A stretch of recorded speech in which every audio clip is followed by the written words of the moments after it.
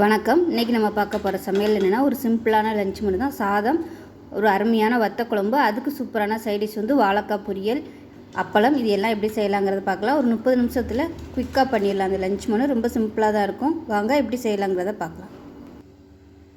ஒரு குக்கர் எடுத்துக்கலாம். இதில் தேவையான அளவுக்கு எண்ணெய் சேர்த்துக்கலாம். இப்போ எண்ணெய் சூடாகும். ஒரு கைப்பிடி அளவுக்கு சுண்ட வத்தல் சேர்த்து நல்லா பொரிச்சு எடுத்துக்கலாம். நல்லா கருகிற அளவுக்கு நல்லா பொரிச்சு எடுக்கணும். அப்போ தான் உங்களுக்கு வந்து கசப்பு தெரியாது, நல்லா டேஸ்ட்டாகவும் இருக்கும்.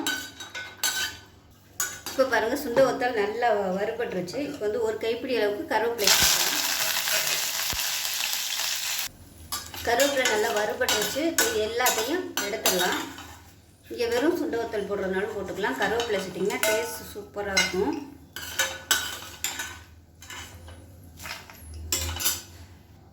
இப்போ எல்லாத்தையுமே நல்லா அரைச்சி எடுத்தாச்சு. இதில் வந்து 1 டீஸ்பூன் போல் கடுகு, கொஞ்சமாக சோம்பு சேர்த்துக்கலாம், கொஞ்சமாக உளுந்து சேர்த்துக்கலாம். இதுக்கு வந்து வெந்தயம் போடணும்னு அவசியம் இல்லை, ஏன்னா அது வத்தலே கசப்பாக இருக்கும். வெந்தயம் போட்டோம்னா கசந்துடும், அதனால் வெந்தயம் வேணாம். இப்போ கருவேப்பிலை சேர்த்துக்கலாம்.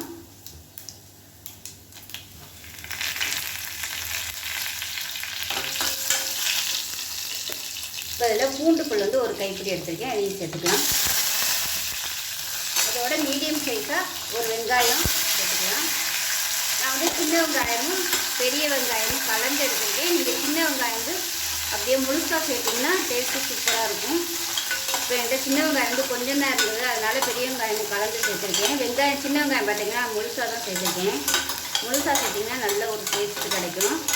குழம்பு நல்லா வெந்து வந்ததுக்கப்புறம் சாதத்தில் போட்டு அப்படியே அந்த வெங்காயத்தோடு சாப்பிடையில நல்லா அருமையாக இருக்கும்.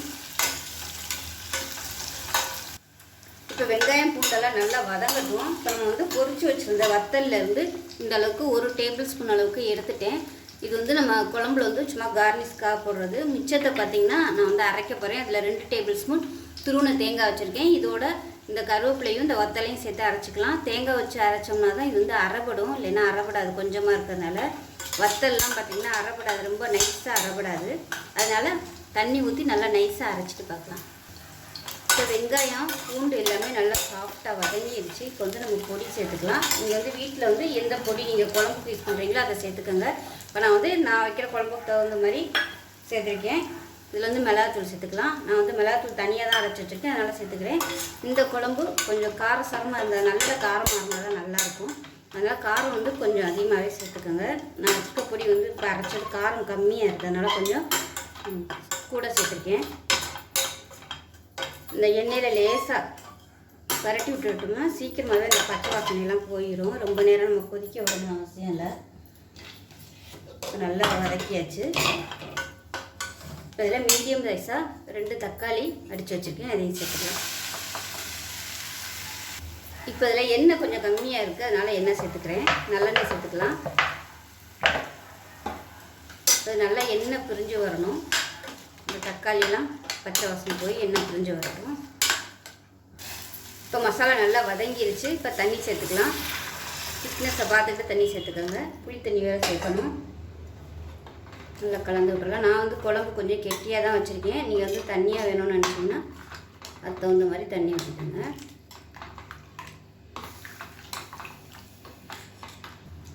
இப்போ குழம்புக்கு தேவையான புளியும் சேர்த்துக்கலாம்.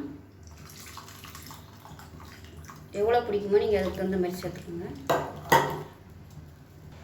இப்போ இதில் உப்பு சேர்த்துக்கலாம். நான் வச்சுருக்கிற சுண்ட வத்தல் பார்த்திங்கன்னா உப்பு போடாத சுண்ட வத்தல், அதனால் உப்பு போட்டிருக்கேன். நீங்கள் அப்படி உப்பு போட்ட சுண்ட வத்தல் யூஸ் பண்ணுறதா இருந்தால் இப்போ தேங்காயெல்லாம் அரைச்சி ஊற்றிட்டு அதுக்கப்புறமா உப்பு சேர்த்துக்கோங்க. இப்போ பாருங்கள், நல்லா கொதிக்க ஆரம்பிச்சிருச்சு. இப்போ இதில் நம்ம அரைச்சி வச்ச தேங்காய் வத்தல் கருவேப்பிலை எல்லாத்தையும் சேர்த்துக்கலாம். இதில் கொஞ்சமாக தண்ணி சேர்த்துக்கலாம். மிக்சியை அலசிட்டு கொஞ்சமாக தண்ணி சேர்த்துக்கலாம். இதை செக் பண்ணி பார்த்துட்டு உப்பு சேர்த்துக்கலாம். ஏன்னா இது வந்து உப்பு போடாத சுண்ட வத்தல் 2 விதமாக வச்சுருப்பாங்க. உப்பு போட்டதும் வச்சுருப்பாங்க, உப்பு போடாதும் வச்சுருப்பாங்க. அதனால் வாங்கையில் கேட்டு வாங்கிக்கோங்க, உப்பு போட்டதா போடலையான்னு. இல்லைன்னா உங்களுக்கு சாப்பிட்டு பார்த்தாலே தெரியும் உப்பு இருக்கா இல்லையான்னு. இப்போ இதில் புளி பத்தாமல் இருக்குது, கொஞ்சமாக புளி சேர்த்துக்கலாம். டேஸ்ட் பண்ணி பார்த்துக்கிட்டு புளி தேவைப்பட்டால் சேர்த்துக்கோங்க.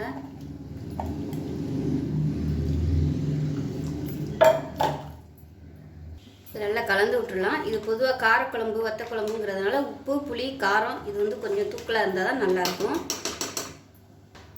உப்பு தான் கொஞ்சம் பத்தாத மாதிரி இருக்குது. பத்தலைன்னா அப்புறமா போட்டுக்கலாம். இப்போ நம்ம வந்து தனியாக எடுத்து வச்சுருந்து அந்த சுண்டவரத்துலேயும் சேர்த்துடலாம். சேர்த்துட்டு மூடி வச்சிடலாம்.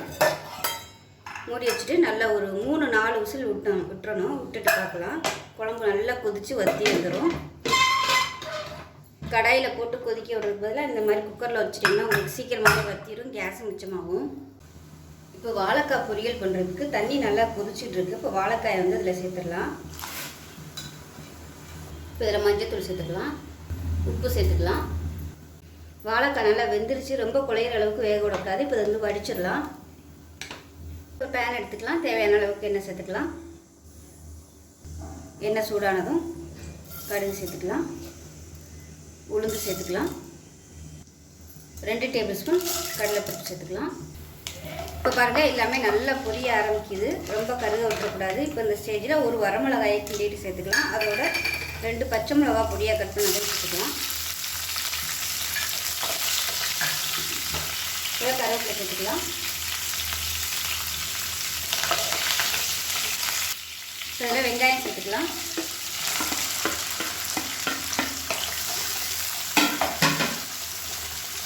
இதோட பெருங்காயத்தூள் சேர்த்துக்கலாம். வெங்காயம் லேசாக வதங்கினதும் ஒரு 3 பல் பூண்டு வந்து தட்டிட்டு சேர்த்துக்கலாம். நான் வந்து பெரிய பூண்டாக எடுத்துருக்கேன். இப்போ இந்த வெங்காயத்துக்கு தேவையான உப்பு சேர்த்துக்கலாம். வாழைக்காய் உப்பு இருக்குது, அதனால் கொஞ்சமாக சேர்த்துக்கலாம். வெங்காயம் ஓரளவுக்கு நல்லா மொறுமொறுன்னு வர ஆரம்பிச்சிருச்சு. இந்த ஸ்டேஜில் நம்ம வடித்து வச்சுருந்த வேக விட்டு வடித்த வாழைக்காய் சேர்த்துக்கலாம். சேர்த்து நல்லா பரட்டி விட்டு நல்லா அப்படியே ரோஸ்ட் ஆகணும் அந்த எண்ணெயில். இப்போ வாழைக்காய் நல்லா ரோஸ்ட் ஆகிட்டுருக்கு. இப்போ இதில் ஒரு 2 டேபிள் ஸ்பூன் துருவன தேங்காய், ஒரு பச்சை மிளகாய், கொஞ்சம் சீரகம் எல்லாத்தையும் சேர்த்துருக்கேன். இது வந்து நல்லா குறை அரைச்சிக்கலாம். தண்ணியெல்லாம் ஊற்ற வேணால், சும்மா அப்படியே ஒரு 2 சுற்று சுற்றிட்டு எடுத்துக்கலாம். இப்போ இந்த அரைச்ச தேங்காயை இதை சேர்த்துக்கலாம். சேர்த்து நல்லா பரட்டி விட்டுக்கலாம். இதில் உப்பு கம்மியாக இருக்குது, நல்லா கொஞ்சமாக உப்பு சேர்த்துக்கலாம். இப்போ வாழைக்காய் பொரியல் அருமையாக ரெடி ஆகிடுச்சு. கடைசியாக கொத்தமல்லி இலை நல்லா பொடியாக கட் பண்ணிவிட்டு மேலாப்பில் சேர்த்துக்கலாம்.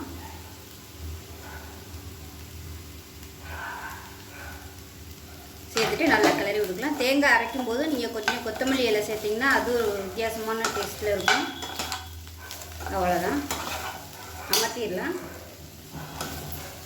நம்மளோட வத்த குழம்பு எப்படி இருக்குன்னு பார்க்கலாம். பாருங்கள் எவ்வளோ சூப்பராக வந்திருக்குன்னு, நல்லா அப்படியே அருமையாக வந்திருக்கு. பாருங்க, இது நீங்கள் வந்து ஒரு வாரத்துக்கு கூட ஃப்ரிட்ஜில் வச்சு சாப்பிட்டுக்கலாம். நல்லா கெட்டியாகவும் இருக்குது, ரொம்பவும் கெட்டியாக இல்லை. ஏன்னா ஆற கெட்டியாக வரும். இந்தளவுக்கு வச்சுக்கிட்டிங்கன்னா தான் உங்களுக்கு நல்லா.